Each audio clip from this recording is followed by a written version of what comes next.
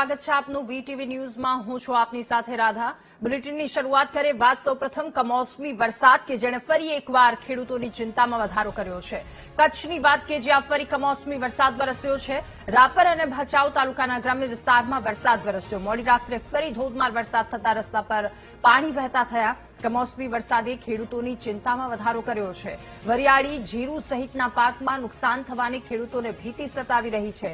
તો શિયાળુ પાક ઉભો છે અને તેમાં પણ કમોસમી વરસાદ ભર શિયાળે વરસાદ વરસવાના કારણે ખેડૂતોમાં ફરી એકવાર પાકમાં નુકસાન જાય એ પ્રકારની ભીતિ સતાવી રહી છે। રાપર અને ભચાઉ તાલુકાની આ પ્રકારની સ્થિતિ જ્યાં વરસાદ વરસ્યો છે। કમોસમી વરસાદની આગાહી વ્યક્ત કરવામાં આવી હતી। હવામાન વિભાગે કહ્યું હતું કે આ રીતે વરસાદ વરસશે, ત્યારે વરસાદે ખેડૂતોની ચિંતામાં વધારો કર્યો છે। મોડી રાત્રે ફરી એકવાર કચ્છમાં વરસાદ વરસ્યો છે। ધોધમાર માવઠું પડતા ખેડૂતોની ચિંતામાં વધારો થયો।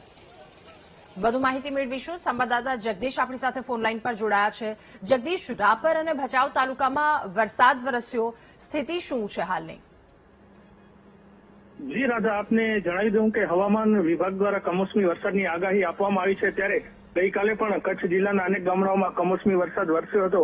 ત્યારે મોડી રાત્રે પણ રાપર તાલુકાના ગામડાઓમાં ધોધમાર વરસાદ વરસ્યો હતો। વધારે વરસાદ વરસવાના કારણે પાણી રસ્તા પર વહી નીકળ્યા હતા, જ્યારે ખેતરોમાં પણ પાણી ભરાયા હતા। વધુમાં આપને જણાવી દઉં કે હવે હાલ શિયાળાના પાકને નુકસાનની ભીતિ સેવાઈ રહી છે। જી જગદીશ, આભાર આપનો વિગતો સાથે જોડાવા બદલ।